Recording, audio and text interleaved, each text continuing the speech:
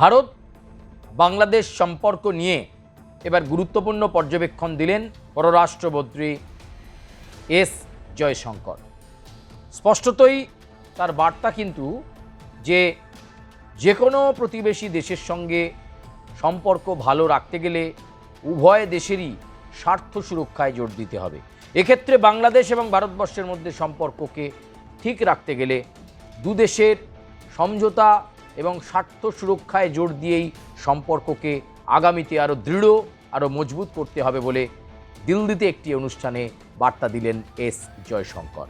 এমন একটা সময় এই বার্তা দিলেন যেখানে তারেক রহমান আসবেন অক্টোবর মাসে এবং তার ভারত সফরের আগে পররাষ্ট্রমন্ত্রী এস জয়শঙ্করের এই বার্তা অত্যন্ত তাৎপর্যপূর্ণ। তিনি স্পষ্ট ভাষায় জানিয়ে দিলেন যে শুধুমাত্র ভারতের দিকটাই দেখা হবে এমনটা নয়, প্রতিবেশীর দিকেও দেখতে হয়। শুধু ভারতের স্বার্থ সুরক্ষিত করলেই বা ভারতের স্বার্থতে গুরুত্ব দিলেই অন্য দেশের সঙ্গে ভারতের সম্পর্ক ভালো থাকবে এমনটা নয়।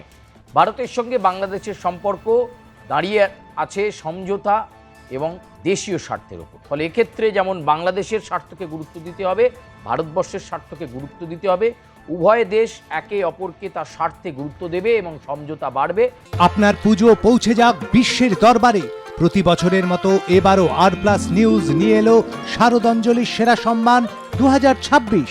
অংশ নিতে সকাল 10টা থেকে সন্ধে 6টার মধ্যে সরাসরি যোগাযোগ করুন আমাদের অফিসে অথবা কল করুন 9836323248 এই নম্বরে। শারদাঞ্জলি শুধুমাত্র আর+ নিউজে। এবং এর ফলে দুদেশের মধ্যে, ভারত ও বাংলাদেশের মধ্যে সম্পর্ক সুদৃঢ় হবে। এমন একটা সময় যেখানে তারেক রহমান অক্টোবরে দিল্লি সফরে আসছেন, তিনি সামিটে যোগ দেবেন, একাধিক দ্বিপাক্ষিক বৈঠক হবে। আবার ওদিকে শেখ হাসিনার প্রত্যাপনের বিষয়েও যে আলোচনা অত্যন্ত গুরুত্বপূর্ণ এবং তাৎপর্যপূর্ণ হবে একথা বলা যেতে পারে। কারণ শেখ হাসিনা বলেছেন ডিসেম্বরেই তিনি ফিরছেন এবং নির্ধারিত দিনেই ডিসেম্বরে ফিরবেন বাংলাদেশের প্রাক্তন প্রধানমন্ত্রী শেখ হাসিনা। সেই শেখ হাসিনাকে নিয়ে ইতিমধ্যেই কিন্তু একটা জল্পনা, একটা আলোচনা এবং রাজনৈতিক শিবিরগুলোর মধ্যে একটা তৎপরতা তুঙ্গে রয়েছে। তার মাঝে ভারতের পররাষ্ট্রমন্ত্রী এস জয়শঙ্করের পর্যবেক্ষণ অত্যন্ত গুরুত্বপূর্ণ যে দেশের সঙ্গে আমরা সম্পর্ক গড়ছি বা আমাদের প্রতিবেশী দেশ, তাদের সম্পর্কের মধ্যে বা বোঝাপড়ার মধ্যে যেন একটা আঁটোসাঁটো ভাব থাকে এবং উভয় দেশের স্বার্থ সুরক্ষাতে জোর দিতে হবে। বাংলাদেশ যেভাবে বিদ্যুৎ নিয়ে ভুগছে তাতে ভারত একটু পাশে দাঁড়ালেই বাংলাদেশের বিদ্যুৎ সংকট কেটে যাবে।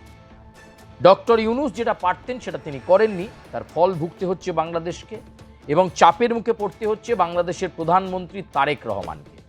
এই যে বৈদ্যুতিক বিষয়ে যে চুক্তি ছিল ভারতের সঙ্গে, ভারতীয় কোম্পানির সঙ্গে, সেই চুক্তিটার বিষয়ে তিনি নজর দেননি ডক্টর ইউনূস।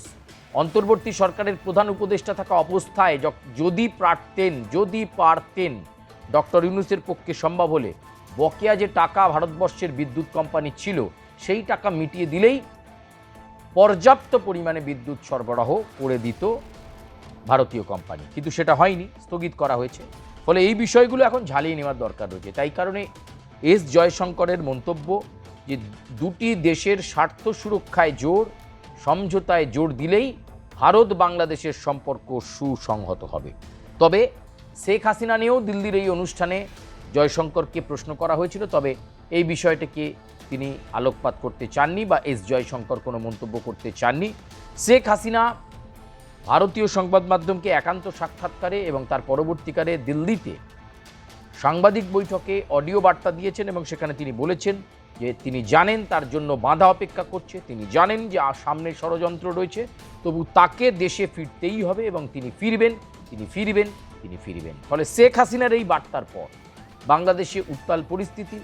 দীনেশ ত্রিবেদীও দুদেশের মধ্যে সম্পর্ক ভালো চাইছেন, বারবার তিনি বলছেন যে কেউ ছোট কেউ বড় নয়, উভয়ই সমান।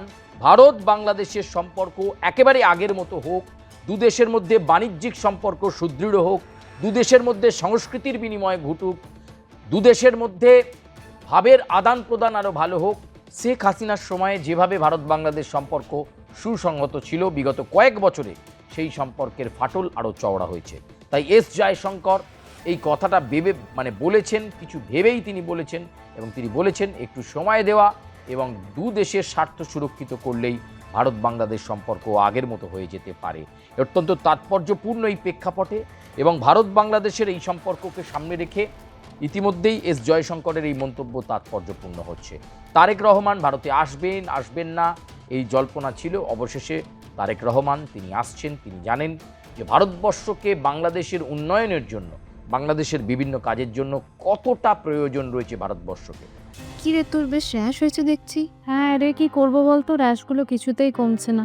অনেক কিছু ইউজ করলাম তবুও কমছে না। তুই এম্বার গৌরীদেবী হসপিটালসে দেখাতে পারিস, ওখানে ভালো এক্সপিরিয়েন্স ডার্মাটোলজিস্ট আছে। গৌরী দেবী হসপিটাল, রাজবাঁধ, দুর্গাপুর। যোগাযোগ 8001003333, 8001113333। তিস্তার যে পানি, তিস্তার যে জল, সেই জল নিয়েও কিন্তু একটা বিতর্ক রয়েছে। ফলে এক্ষেত্রে ভারতকে কনভিন্স করে নিলে, ভারতকে আগ্রহী করতে পারলে বাংলাদেশ আখেরে লাভবান হবে। ফলে এই বিষয়টা বারবার কূটনৈতিক স্তরে বোঝানোর চেষ্টা করছে ভারতবর্ষ। এবার এস জয়শঙ্করের এই মন্তব্য যে দু দেশের স্বার্থ সুরক্ষা হয় এমন দিকে নজর দেওয়া এবং সমঝোতায় নজর দিলেই ভারত বাংলাদেশের সম্পর্ক অটুট থাকবে এবং সম্পর্ক উন্নতির দিকে যাবে। প্রিয় দর্শক, আপনারা কি মনে করছেন ভারত বাংলাদেশের সম্পর্ক এস জয়শঙ্করের মন্তব্যের পর, তারেক রহমানের এই দিল্লি সফরের পর, শেখ হাসিনা বাংলাদেশে ফিরে যাওয়ার পর এবার কি আবার সব ঠিক হয়ে যেতে চলেছে? যেভাবে ভারত বাংলাদেশের সম্পর্কের মধ্যে একটা সুদৃঢ়তা ছিল সেটা কি ফিরে আসবে? আপনারা কি মনে করছেন? আপনারা আপনাদের সুচিন্তিত মতামত আমাদেরকে জানাবেন। লাইক করবেন, কমেন্ট করবেন, সাবস্ক্রাইব করবেন, বেল আইকনে প্রেস করতে ভুলবেন না এবং আপনার সুচিন্তিত মতামত আমাদের শিরোধার্য। আমরা চেষ্টা করব আপনাদের কাছে আরও গুরুত্বপূর্ণ অ্যাম্পেল ইনফরমেশন পৌঁছে দেওয়ার জন্য। ধন্যবাদ। আপাতত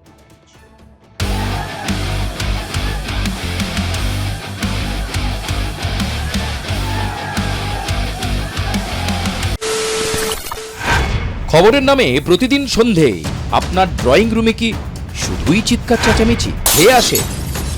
বিতর্কের নামে চলে গালাগালি আর কাদা ছোড়াছুড়ি। এবার সময় পরিবর্তনের, কারণ আমরা কান ফাটানো চিৎকারে বিশ্বাস করি না। আমরা বিশ্বাস করি খবরের সত্যতায়। আমরা কোনো পক্ষের হয়ে গলা ফাটাই না, আমরা সাধারণ মানুষের হয়ে প্রশ্ন তুলি। চিৎকার নয়, শুধু খবর হবে যেখানে বিতর্ক আছে কিন্তু কুৎসিত ঝগড়া নেই। সঠিক তথ্য, বিশ্বস্ত খবর। নজর রাখুন আর প্লাস নিউজে।